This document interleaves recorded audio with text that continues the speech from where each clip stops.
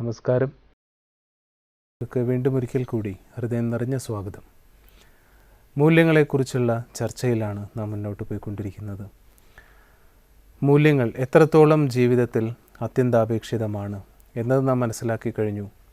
ചർച്ചകൾക്കും അഭിപ്രായങ്ങൾക്കും അപ്പുറം ജീവിതത്തിൽ മൂല്യങ്ങളെ ജീവിച്ച് കാണിക്കുക, ലിവിങ് വാല്യൂസ് എന്ന് പറയുമ്പോൾ തന്നെ ജീവിച്ച് കാണിക്കേണ്ടത് എങ്ങനെയാണ്? മൂല്യങ്ങൾ ഉള്ളിലുണ്ടെങ്കിലും അത് ജീവിച്ച് കാണിക്കുമ്പോഴാണ് അതെനിക്കും മറ്റുള്ളവർക്കും ഉപയോഗപ്രദമാകുന്നത്. ഏത് കാര്യങ്ങളും നമ്മൾ പ്രായോഗിക തലത്തിന് കൂടുതൽ പ്രാധാന്യം കൊടുക്കുന്നത് പോലെ തന്നെ മൂല്യങ്ങൾക്കും ഒരു പ്രായോഗിക തലമുണ്ട്. ആ പ്രായോഗിക തലം ഇന്ന് വളരെയധികം ശോഷിച്ചിരിക്കുന്നു. അതിൻ്റെ പ്രതിഫലനങ്ങൾ നമുക്ക് സമൂഹത്തിൽ കാണാനും സാധിക്കുന്നു. സമൂഹത്തിൽ കാണുന്നത് പോകട്ടെ, നമ്മുടെ ഓരോരുത്തരുടെയും ജീവിതത്തിനെ അത് പ്രതികൂലമായി ബാധിക്കുകയും ചെയ്യുന്നു.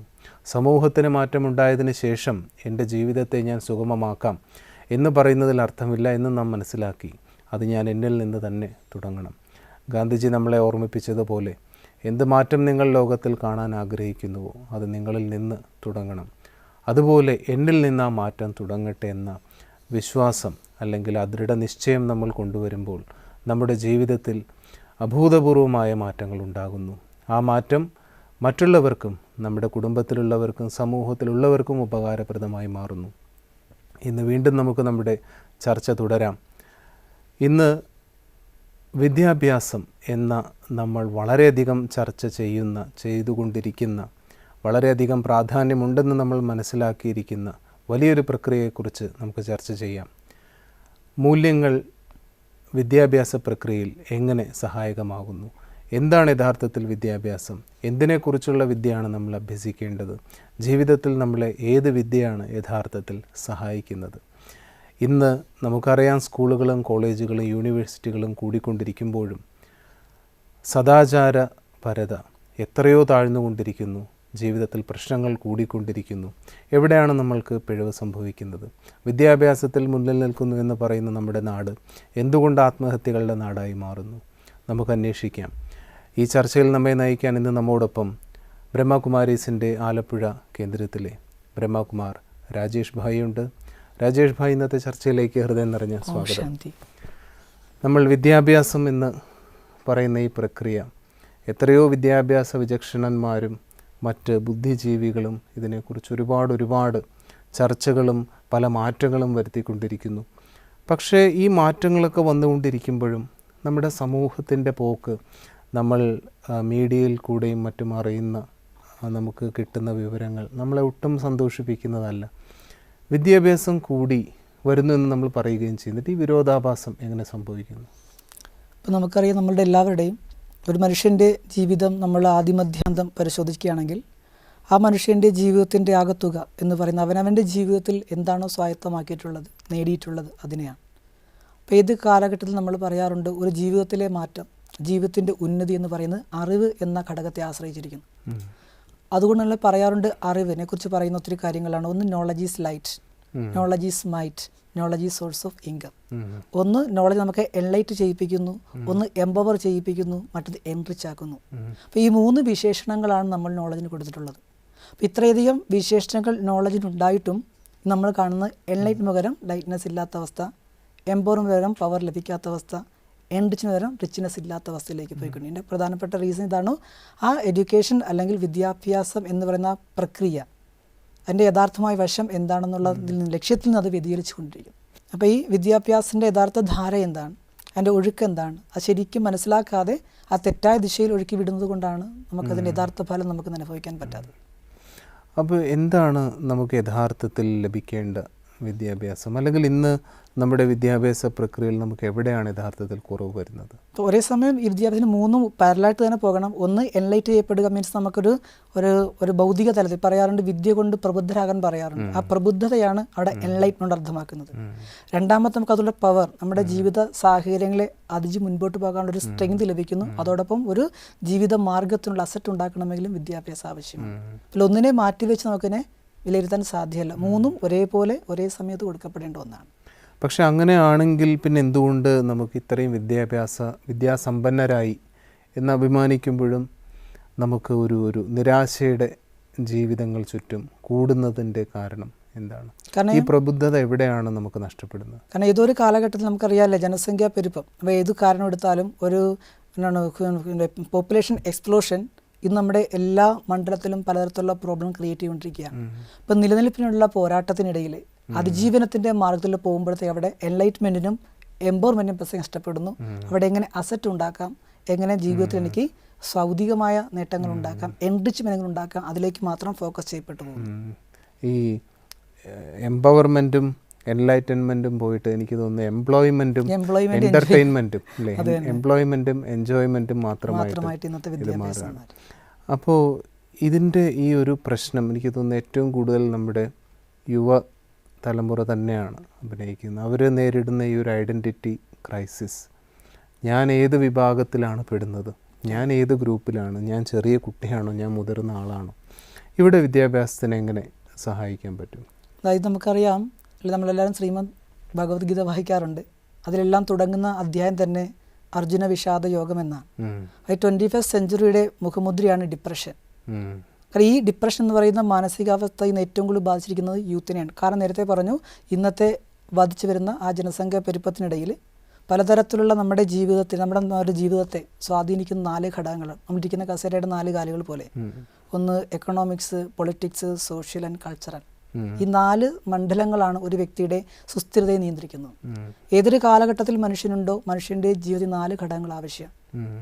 അപ്പോൾ ഈ ഘടകങ്ങളിൽ വന്നുകൂടിയിട്ടുള്ള മൂല്യച്യുതി, നേരത്തെ പറഞ്ഞ വാല്യൂസ്, അതിലുള്ള ച്യുതി, അതിലുണ്ടാകുന്ന നെഗറ്റിവിറ്റീസ്, നകാരാത്മക പ്രവണതകൾ ആ ഒരു ഏറ്റവും കൂടുതൽ ബാധിക്കുന്നത് യുവതലമുറയാണ്. അപ്പോൾ എന്ത് ചെയ്യണം, എന്ത് ചെയ്യരുതെന്നുള്ള അവിടെയാണ് ഞാൻ ചോദിക്കുന്നത്. കാരണം എക്കണോമിക്സും പൊളിറ്റിക്സും കൾച്ചറലും സോഷ്യലും ഇവിടെയൊക്കെ ഇത് ഒരു വ്യക്തി എന്നുള്ള രീതിയിൽ എന്നെ, അല്ലെങ്കിൽ ഒരു യുവതലമുറയിലെ ഒരു മെമ്പറെ നമുക്ക് എടുക്കാം. അപ്പോൾ ഇതിനെ എങ്ങനെ ഒരു കുട്ടിക്ക് ഇതിലിപ്പോൾ എന്ത് ചെയ്യാൻ സാധിക്കും?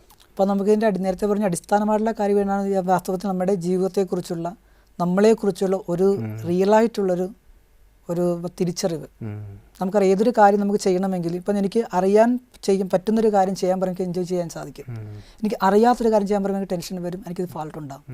അതുപോലെ ജീവിതം എന്താണ്, അതിൻ്റെ ലക്ഷ്യം എന്താണ്, അതെങ്ങനെയായിരിക്കണം എന്നുള്ള എൻജോയ്മെൻറ്റ് എങ്ങനെയായിരിക്കണം, എങ്ങനെയാകരുത് എന്നുള്ളൊരു വ്യക്തമായൊരു കാഴ്ചപ്പാടും തിരിച്ചറിയും കിട്ടിക്കഴിഞ്ഞാൽ തീർച്ചയായിട്ടും അവർക്ക് ആ ലൈഫ് നല്ല രീതിയിൽ ഫ്ലോയിൽ കൊണ്ടുപോകാൻ സാധിക്കും. കാരണം ഇന്ന് നമ്മൾ സമൂഹത്തിൽ കാണുന്നത് തന്നെ ഗ്രാജുവേറ്റ്സ് ആയിക്കൊണ്ടിരിക്കുന്നു, ഒരുപാട് വിദ്യാസമ്പന്നരുണ്ടാവുന്നു, പക്ഷേ വിജയ ശതമാനം, ജീവിതത്തിൽ തൃപ്തിയുള്ളവരുടെ ശതമാനം 2ൽ താഴെയാണ് എന്നാണ് പറയുന്നത്. ഇനി കണക്കുകൾ കാണിക്കുന്നത് ഈ 2% താഴെയുള്ളവർ അധികം പേരും സ്കൂളിലോ കോളേജിലോ പോയിട്ടില്ലാത്തവരാണ്. അപ്പോൾ സ്കൂളിൽ പോകുന്നൊരു കുട്ടിയോട്, കോളേജിൽ പോകുന്നൊരു കുട്ടിയോട് എന്താണ് വിദ്യാഭ്യാസം എന്ന് ചോദിച്ചാൽ നമ്മൾ ഇന്ന് നമ്മൾ വിദ്യാഭ്യാസം കൊടുക്കുന്ന ഡെഫിനിഷൻ കുറച്ച് കളക്റ്റീവ് ഇൻഫർമേഷൻസ്, ഈ ലോകത്തുള്ള കുറച്ച് ഫിസിക്കലായിട്ടുള്ള ലോകത്തെക്കുറിച്ചുള്ള കുറച്ച് ഇൻഫർമേഷൻ ഗ്യാതറിങ് മാത്രമാണ് ഇന്നത്തെ നമ്മുടെ ടെക്സ്റ്റ് ബുക്കിൽ നമുക്ക് ലഭിക്കുന്നത്. അതിനപ്പുറത്തൊരു പഠനം അല്ലെങ്കിൽ ജീവിത ദർശനം, ഒരു ആർട്ട് ഓഫ് ലിവിങ്, ജീവിത കല. അപ്പോൾ എന്താണ് നമുക്ക് ശരിക്കും എന്താണ് പഠിക്കേണ്ടത്? നമ്മൾ പഠിക്കേണ്ടത് നേരത്തെ പറഞ്ഞതുപോലെ ഒന്ന് നമ്മുടെ ഈ ജീവിതത്തിൽ ഭൗതികമായ ജീവിത നേട്ടങ്ങളെക്കുറിച്ച് ഇൻഫർമേഷൻ നമുക്ക് ആവശ്യമാണ്. അതോടൊപ്പം നമ്മുടെ ലൈഫിൻ്റെ, ജീവിതത്തിൻ്റെ യാഥാർത്ഥ്യം എന്താണ്, അതിൻ്റെ റിയാലിറ്റി എന്താണ്, ആ ജീവിതം എങ്ങനെ ആസ്വദിക്കാനുള്ള കല എന്താണ്, അതിനുള്ള സ്കിൽ എന്താണ്, ഇതിനെക്കുറിച്ചൊരു പഠനം കൂടി നമ്മൾ കൊടുക്കുകയാണെങ്കിൽ. അതാണ് ഞാൻ ചോദിക്കുന്നത്. എന്താണ്, എങ്ങനെയാണ് ജീവിതത്തിനെ ആസ്വദിക്കേണ്ടത്, ആ സ്കിൽ എന്താണ്, അതിലേക്ക് എങ്ങനെ വരണം? ആ സ്കില്ലാണ് നമ്മൾ കൂടുതലായിട്ട് വാല്യൂസ് എന്നറിയപ്പെടും, മൂല്യങ്ങൾ. ഇപ്പോൾ നമുക്കറിയാം, നമ്മുടെ ജീവിതത്തിൽ ഏതെങ്കിലും ഒരു സാധനം ഇഷ്ടപ്പെടുന്നുണ്ടെങ്കിൽ അത് അതിൻ്റെ ഏതെങ്കിലും മൂല്യത്തിൻ്റെ ബേസിൽ. ഇപ്പോൾ പഞ്ചസാര ഇഷ്ടപ്പെടാൻ കാര്യം മധുരതയുള്ളത് കൊണ്ടാണ്. ഒരു പൂ ഇഷ്ടപ്പെടാൻ അങ്ങനെ ഒരു മൂല്യമുണ്ട്. അപ്പോൾ ഏതൊരു വസ്തുവും അതിൻ്റെ ഒരു മൂല്യത്തിൻ്റെ ബേസിലാണ് നമ്മളതിനെ ഇഷ്ടപ്പെടുന്നതും ഉൾക്കൊള്ളുന്നതും. അതേപോലെ നമ്മളുടെ ജീവിതത്തിലും ഏതെങ്കിലും തരത്തിലുള്ള മൂല്യത്തെ നമുക്ക് കൊണ്ടുവരാൻ സാധിച്ചാൽ നമുക്ക് ജീവിതത്തെ എൻജോയ് ചെയ്യാൻ സാധിക്കും. പക്ഷേ എനിക്ക് തോന്നുന്നു നമ്മളെല്ലാവരും പറയാറുണ്ട് എല്ലാ മനുഷ്യരും മൂല്യവാന്മാരാണ്, മൂല്യമുള്ളവരാണ്. പക്ഷേ എന്നിട്ടും പ്രവൃത്തികളിലോ അല്ലെങ്കിൽ അവരുടെ ജീവിത സാഹചര്യങ്ങളിലോ ഇതൊന്നും പലപ്പോഴും നിഴലിച്ച് കാണുന്നില്ല. എന്തുകൊണ്ടാണ് ഇന്നത്തെ ഈ നേരത്തെ പറഞ്ഞ കോമ്പറ്റീഷൻ്റെ കാലഘട്ടത്തിൽ ഓരോ വ്യക്തിക്കും മൂല്യാധിഷ്ഠിതമായ ജീവിതത്തിലൂടെ മുൻപോട്ട് പോയാൽ അതുമൂലം അവർക്കുള്ള പല പ്രതിസന്ധി. ഇപ്പോൾ സത്യം ഒരു മൂല്യമാണെങ്കിലും ഇന്നത്തെ സമൂഹത്തിൽ സത്യം പറയുന്നതിന് പല ലിമിറ്റേഷൻസ് ഉണ്ട്. സത്യം ഇങ്ങനെയുള്ള സമൂഹത്തിൽ അതാണ് വലിയൊരു ക്വസ്റ്റ്യൻ വരുന്നത്. പലരും മൂല്യ അധിഷ്ഠിത ജീവിതം എന്ന് പറയുമ്പോൾ തന്നെ അതിനൊരു വലിയ ഒരു പ്രാധാന്യം കൊടുക്കാത്തതിൻ്റെ ഒരു കാര്യം ഇതാണെന്ന് തോന്നുന്നു. കാരണം മൂല്യനിഷ്ഠമായി ജീവിച്ചാൽ ഉണ്ടാവുന്ന ഭവിഷ്യത്തുകൾ. അപ്പോൾ അവിടെ നമുക്ക് എന്താണ് സൊല്യൂഷൻ കൊടുക്കുക? പക്ഷേ ആ മൂല്യനിഷ്ഠമായ ജീവിതം നമുക്ക് മുന്നോട്ട് കൊണ്ടുപോകണമെങ്കിൽ നമുക്ക് ആന്തരികമായ ശക്തി ആവശ്യമാണ്. കാരണം ആ ശക്തിയില്ലാതെ സത്യം പറയാൻ ആഗ്രഹമുണ്ടെങ്കിലും സത്യം പറയാൻ ശക്തിയില്ലാത്ത എനിക്ക് സത്യം പറയാൻ സാധിക്കില്ല.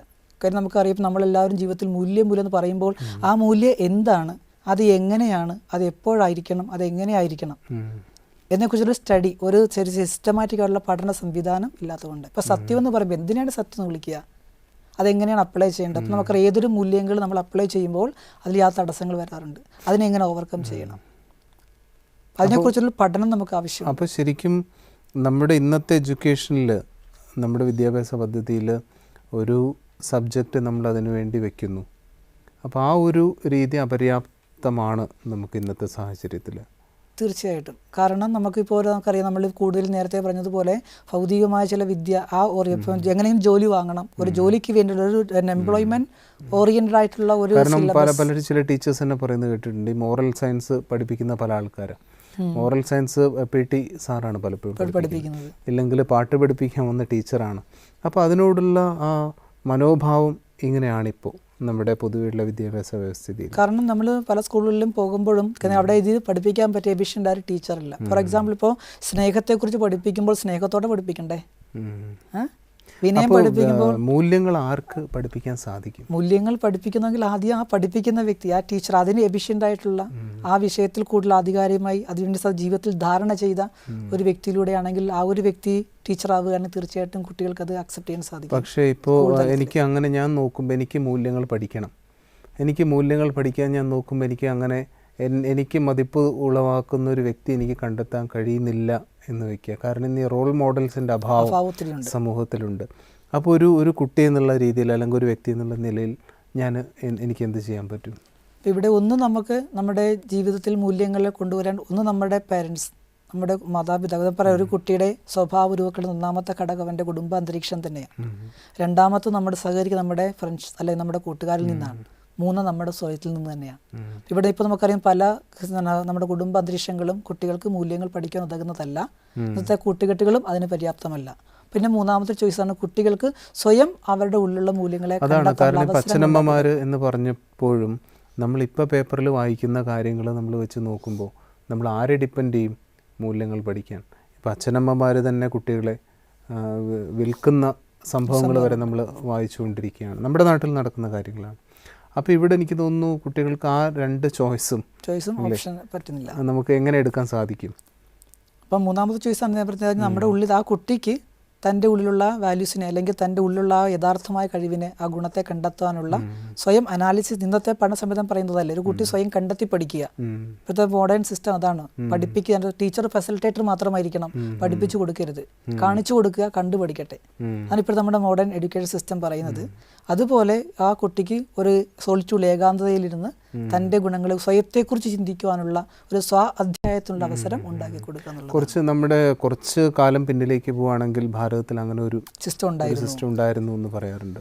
ഇപ്പോൾ ഒരിക്കലും ഒരു രാജാവ് ജീവിതത്തിൽ അശാന്തനായിട്ട് നടക്കുകയാണ്. അപ്പോൾ ആ ദിവസം ആ അശാന്തി എങ്ങനെ ഇല്ലാതാക്കാം, അതിനുവേണ്ടി അദ്ദേഹം ഒരു ഗുരുവിൻ്റെക്ക് ഒരു ആശ്രമം ചെല്ലുകയാണ്.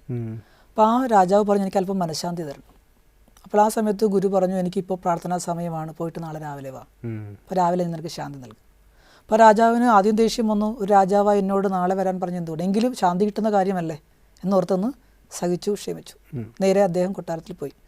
പക്ഷെ അന്നേരത്ത് അദ്ദേഹത്തെ ഉറങ്ങാൻ സാധിച്ചില്ല. കാരണം അദ്ദേഹം ചിന്ത ചെയ്തായിരുന്നു, നാളെ എനിക്ക് ശാന്തി കിട്ടും, സമാധാനം കിട്ടും, അതെങ്ങനെയായിരിക്കും, എപ്പോഴായിരിക്കും, അതെങ്ങനെ ഇരിക്കും ശാന്തി, ഇതിനെക്കുറിച്ചെല്ലാം അന്ന് രാജാവ് വളരെയധികം ചിന്താകുലനായിരുന്നു, ഉറങ്ങാതിരുന്നു. അത് ആ ഗുരു പറഞ്ഞതിനേക്കാൾ അതിരാവിലെ തന്നെ ആ വ്യക്തി നേരെ ആശ്രമത്തിൽ വന്നു. അപ്പോൾ പറഞ്ഞു, അങ്ങ് പറഞ്ഞതുപോലെ ഞാൻ ശാന്തി എടുക്കാൻ വേണ്ടി വന്നിരിക്കുകയാണ്. അപ്പോൾ സന്യാസി ചോദിച്ചു, നിനക്ക് എന്താണ് വേണ്ടത്? എനിക്ക് മനഃശാന്തിയാണ് വേണ്ടത്. അപ്പോൾ നിൻ്റെ മനസ്സിനാണല്ലോ ശാന്തിയാണ്. അപ്പോൾ ഒരു ചോദ്യമുണ്ട്, നിൻ്റെ മനസ്സ് എവിടെ ഇരിക്കുന്നത്?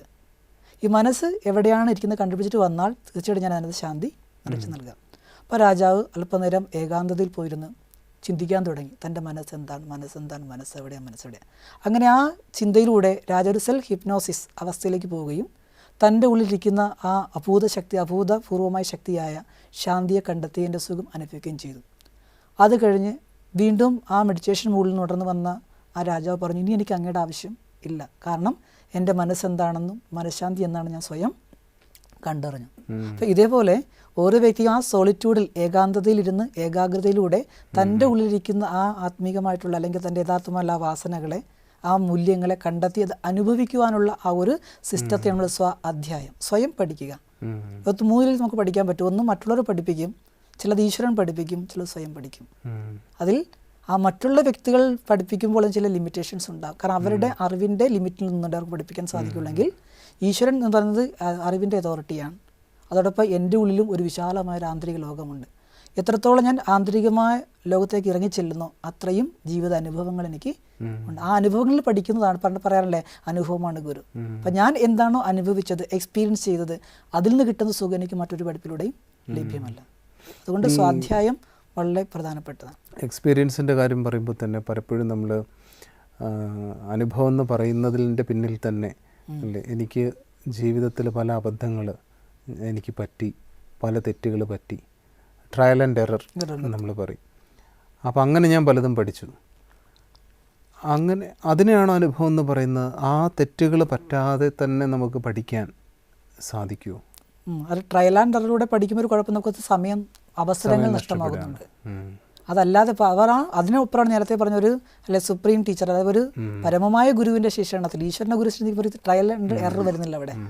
അതായത് നമ്മൾ സ്വയം പഠിക്കുമ്പോൾ കുറച്ചൊക്കെ മിസ്റ്റേക്കുകൾ വരും, തിരുത്തി പഠിക്കുമ്പോൾ അല്പം സമയം നമുക്ക് കൺസ്യൂം ചെയ്യപ്പെടും. എന്നാൽ ഈശ്വരനാകുന്ന അതോറിറ്റി പഠിപ്പിക്കുമ്പോൾ അതിൽ എററില്ല, അതിൽ ട്രയലുമില്ല, ഡയറക്റ്റ് നമുക്കറിയാം ഒത്തിരി മഹാന്മാരുടെ കഥകൾ നമ്മൾ പഠിച്ചിട്ടുണ്ട്.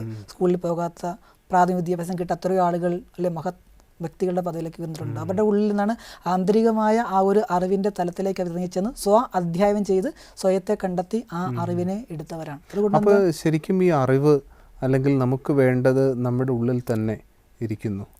ഏതുപോലെ ഒരു ബീജത്തിനുള്ളിൽ ആ വൃക്ഷത്തിൻ്റെ മുഴുവൻ അറിവുകൾ ഇരിക്കുന്നു, അതുപോലെ നമ്മുടെ ഉള്ളിൽ ഞാൻ ആരായിരിക്കണം, എന്തായിരിക്കണം, എങ്ങനെയായിരിക്കണം എന്നത് ഓൾറെഡി നമ്മുടെ ഉള്ളിലുണ്ട്. അതിനെ മാനിഫെസ്റ്റ് ചെയ്യുക, തിരിച്ചറിയുക, അത് റിവീൽ ചെയ്യുക. അതാണ് വാസ്തവത്തിൽ എഡ്യൂക്കേഷൻ എന്ന. അപ്പോൾ എനിക്ക് തോന്നുന്നു നമ്മൾ ഇപ്പോൾ സ്കൂളിൽ പോകുമ്പോൾ തന്നെ എനിക്ക് അവിടെ നിന്ന് എന്തെങ്കിലും കിട്ടും. അച്ഛനമ്മമാരും പറയുന്നു നീ സ്കൂളിൽ പോയിട്ട് അവിടെ നിന്ന് എന്തെങ്കിലും പഠിച്ചുകൊണ്ട് പോവാം. അപ്പോൾ ആദ്യം ചെറുപ്പത്തിൽ തന്നെ നമ്മുടെ ഫോക്കസ് കുറച്ച് പുറത്തേക്കാണ്. കാരണം ബാഹ്യമായ ലോകത്തിലെ അറിവുകൾ, ഇപ്പോൾ ഒരു എക്സാമ്പിൾ, എനിക്കൊരു നല്ല കുട്ടിയെ പരിചയമുണ്ട്. അവൻ ടെക്നിക്കൽ സ്കൂളിൽ പഠിക്കുകയാണ്. അപ്പോൾ അവൻ മിക്ക ദിവസങ്ങളിലും ക്ലാസ്സിൽ ആബ്സെൻ്റ് ആണ്. അപ്പം അവൻ്റെ അമ്മ ഒരു ദിവസം ഇടയ്ക്ക് വന്നിട്ട് കൗൺസിലിങ്ങിന് കൊണ്ടുവന്നിട്ട് പറയുകയാണെങ്കിൽ കുട്ടി ക്ലാസ് ശ്രദ്ധിക്കുന്നില്ല, പരീക്ഷയ്ക്ക് മാർക്ക്, എന്നാൽ അവനെല്ലാം അറിയുകയും ചെയ്യാം, പരീക്ഷയ്ക്ക് മാർക്കും കുറവാണ്. അപ്പോൾ ഞാൻ ആ കുട്ടിയോട് സംസാരിച്ച് പറയുന്നത്, ആ കുട്ടി പറയുന്നത് ഞാൻ ക്ലാസ്സിലിരിക്കുമ്പോൾ ആ ക്ലാസ്സിൽ ടീച്ചർ എന്തോ പഠിപ്പിക്കുന്നത്, അതിനപ്പുറത്തെ കാര്യങ്ങൾ എനിക്കറിയാം. പക്ഷെ ടീച്ചർ പഠിപ്പിക്കുന്ന പോർഷനാണെങ്കിൽ എനിക്ക് അതിൻ്റെ ആഴത്തിലുള്ള കാര്യങ്ങൾ അറിയാം. പക്ഷേ ഞാൻ ചോദിക്കുന്ന കാര്യം ഉത്തരം പറയാൻ ടീച്ചർക്ക് പറ്റുന്നില്ല. അപ്പോൾ ആ ഒരു ടെക്നിക്കൽ സ്റ്റഡി ചെയ്യുന്ന കുട്ടിക്ക് ആ പോർഷന് അപ്പുറത്തുള്ള അറിവാൻ്റെ ബുദ്ധിയിലുണ്ടെങ്കിലും അവൻ ചോദിക്കുന്ന രീതിയിൽ ഉത്തരം കൊടുക്കുവാനും അവനെ തൃപ്തിപ്പെടുത്താനും ആ സാറിന് സാധിക്കാത്തത് കൊണ്ട് അവന് ക്ലാസ് ബോറിംഗ് ആയിട്ട് അനുഭവപ്പെടുന്നു. അതുകൊണ്ട് അവൻ ക്ലാസ് ഇരിക്കാൻ ശ്രദ്ധ കാണിക്കുന്നില്ല. പക്ഷേ ക്വസ്റ്റ്യൻ പേപ്പറിൽ വരുന്നത് എന്താണ്, ആ സിലബസ് ബേസ് ക്വസ്റ്റ്യൻ ആയതുകൊണ്ട് അവന് എഴുതാനും പറ്റുന്നില്ല. ഇങ്ങനൊരു പ്രോബ്ലം ആ കുട്ടിക്കുണ്ട്. അപ്പോൾ നമ്മുടെ രക്ഷാകർത്താവ് ഒരു പരിധി വരെ ആ എന്താണോ സിലബസിലുള്ളത് അത് മാത്രം പഠിക്കുക, അത് മാത്രം പരീക്ഷ എഴുതുക, അങ്ങനെ മാർക്ക് കിട്ടുക, ആ ഒരു ലെവലിലാണ് ഇപ്പോൾ നമ്മൾ വിദ്യാഭ്യാസത്തെ കാണുന്നത്. പക്ഷേ ഇവിടെ എനിക്ക് ഇപ്പോൾ അങ്ങനെയാണെങ്കിൽ നമ്മുടെ ഇപ്പോഴത്തെ വിദ്യാഭ്യാസത്തിൽ കാണുന്ന ഒരു പ്രശ്നം എന്ന് വെച്ചാൽ എല്ലാം ചില ഇൻഫോർമേഷനും പുറത്തുള്ള അറിവുകളും അതിൻ്റെ ഒരു ഓർമ്മശക്തി പരീക്ഷണവും അതിൽ നിന്ന് പെട്ടെന്ന് മാറുക എന്നുള്ളത്, കാരണം ഇതൊരു ഗവൺമെൻറ് തലത്തിലുള്ള ഒരു കാര്യമാണ്. ഈ എഡ്യൂക്കേഷൻ പോളിസിയൊക്കെ മാറ്റി ഇപ്പോഴത്തെ വിദ്യാഭ്യാസ പ്രക്രിയയിൽ പോകുന്ന ഒരു കുട്ടിക്ക് പ്രാക്ടിക്കലായിട്ട് ഇതിൽ എന്താണ് ചെയ്യാൻ സാധിക്കുക? ഇതിലിപ്പോഴത്തെ പ്രാക്ടിക്കൽ വിദ്യാഭ്യാസം IQ ഓറിയൻറ്റഡാണ്. അല്ലെ, ഇൻ്റലിജൻറ്റ് കോഷ്യൻ എന്ന് പറയുന്നത് എത്രത്തോളം പ്രൊഡ്യൂസ് ചെയ്യാൻ പറ്റും, പഠിച്ചതെന്തോ അതുപോലെ പ്രൊഡ്യൂസ് ചെയ്തിട്ട് ആ ഫുൾ മാർക്ക് മേടിച്ചാൽ ആ കുട്ടി IQ ലെവലെത്തിയെന്നാണ്.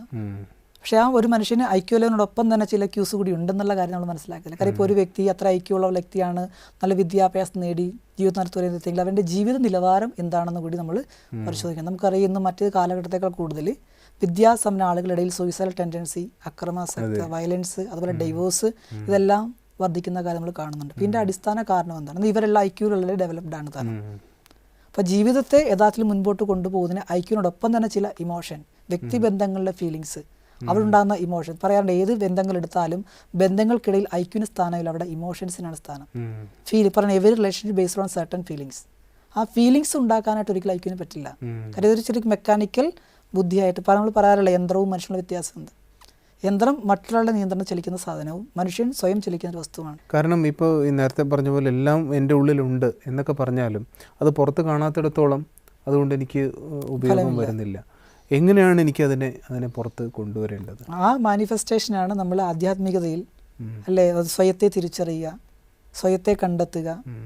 നേരത്തെ പറഞ്ഞ സ്വാധ്യായം ചെയ്ത് എൻ്റെ ആ കഴിവ് എന്താണെന്നും അതിനെ കണ്ടെത്തി അതിനെ മാനിഫെസ്റ്റ് ചെയ്യാനും എൻ്റെ കുറവെന്താണോ അതിനേക്ക് പരിഹരിച്ചു കൊണ്ടുവരാനുള്ളൊരു പദ്ധതി. ശരിക്കും നമ്മൾ അതിനപ്പം നമുക്ക് കൂടുതലായിട്ട് അതിന് കൂടുതൽ ഒരു ആധ്യാത്മിക പരിവേഷത്തിലേക്ക് നമ്മളെ കൊണ്ടുവരേണ്ടി വരും.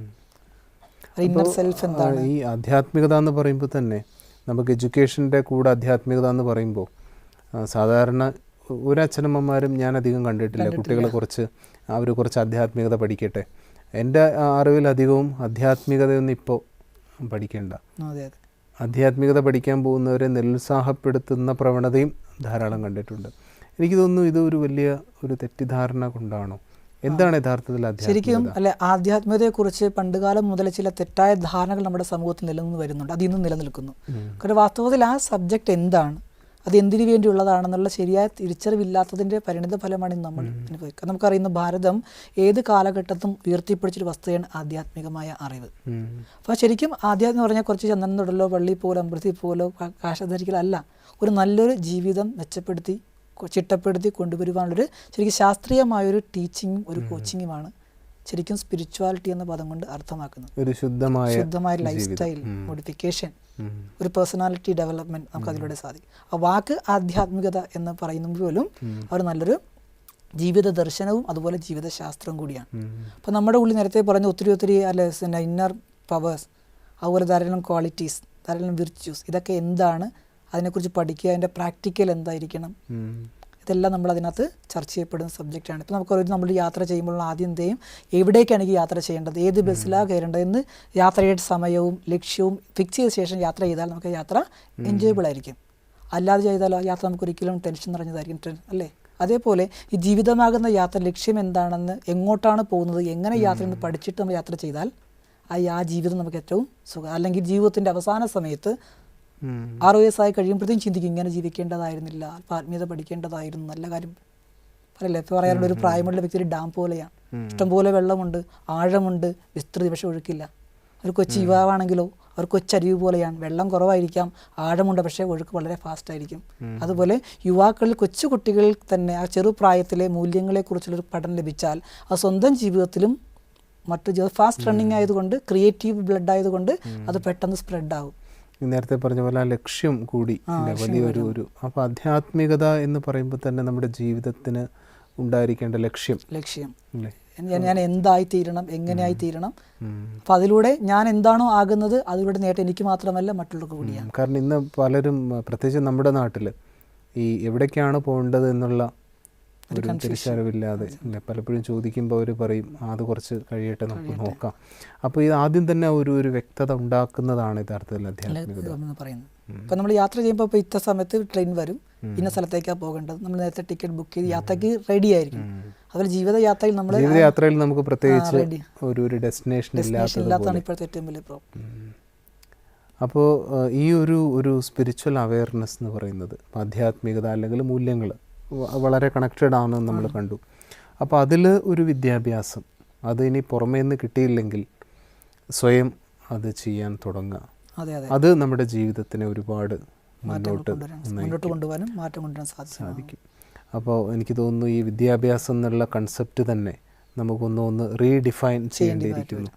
എനിക്ക് ഒന്ന് മനസ്സിലായി, ഇന്നത്തെ ചർച്ചയിൽ നിന്ന് എനിക്ക് മനസ്സിലായത് നമ്മളെ പുറമേയുള്ള ആശ്രയങ്ങളെ ഒഴിവാക്കിയിട്ട് എന്നെ ആര് പഠിപ്പിക്കും, എനിക്ക് എവിടുന്ന് വിദ്യാഭ്യാസം കിട്ടും, എല്ലാ അറിവും എൻ്റെ ഉള്ളിലുണ്ട്, അതിനെ ശാന്തമായിരുന്നുകൊണ്ട് എനിക്കത് പുറത്ത് കൊണ്ടുവന്നാൽ മതി എന്ന് പറയുന്നത് തന്നെ വലിയൊരു കാര്യമാണ്. കാരണം സെൽഫ് സഫിഷ്യൻസി എൻ്റെ ഉള്ളിൽ ആൾറെഡി ഉണ്ട്, ഞാൻ സ്വയം പര്യാപ്തനാണ്. രാജേഷ് ഭായ്, ഇന്നത്തെ ചർച്ചയ്ക്ക് ഇത്രയും സമയം ഞങ്ങളോടൊപ്പം ചിലവഴിച്ചതിന് ഹൃദയം നിറഞ്ഞ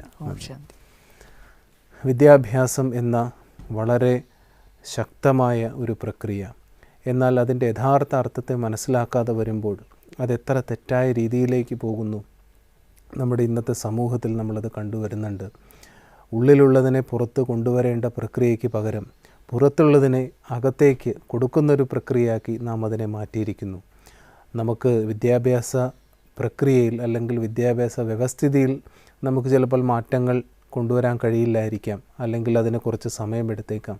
പക്ഷേ എനിക്ക് ഒരു വ്യക്തി എന്ന നിലയിൽ എൻ്റെ വിദ്യാഭ്യാസം എപ്പോൾ വേണമെങ്കിലും തുടങ്ങാം. സ്വാമി വിവേകാനന്ദൻ പറഞ്ഞു, those who are educated need to be re educated. പഠിച്ചവർ ഇനി വീണ്ടും ജീവിക്കാൻ പഠിക്കേണ്ടിയിരിക്കുന്നു.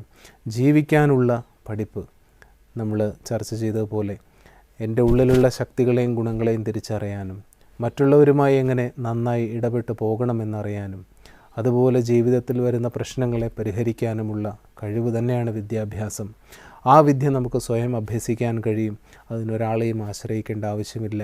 എൻ്റെ ഉള്ളിലേക്ക് ഞാൻ നോക്കിയാൽ മതി. എൻ്റെ ആന്തരിക ലോകത്തിൽ എനിക്ക് വേണ്ടതെല്ലാമുണ്ട്. പുറത്തുനിന്ന് ശ്രദ്ധയെ അകത്തേക്ക് തിരിക്കലാണ് വിദ്യാഭ്യാസം. അങ്ങനെ നമുക്ക് ജീവിതത്തിനെ കൂടുതൽ സുന്ദരമാക്കാം. ഈ യാത്രയിൽ ഞങ്ങളോടൊപ്പം തുടരുക. നിങ്ങൾക്ക് മനസ്സിൽ തോന്നുന്ന സംശയങ്ങൾ, നിങ്ങളുടെ അഭിപ്രായങ്ങൾ ഇതെല്ലാം ഞങ്ങളെ അറിയിക്കണം. ഇത്രയും സമയം ഞങ്ങളോടൊപ്പം ചിലവഴിച്ചതിന് ഹൃദയം നിറഞ്ഞ നന്ദി. നിർദ്ദേശങ്ങൾ, അഭിപ്രായങ്ങൾ ഞങ്ങളെ അറിയിക്കേണ്ട വിലാസം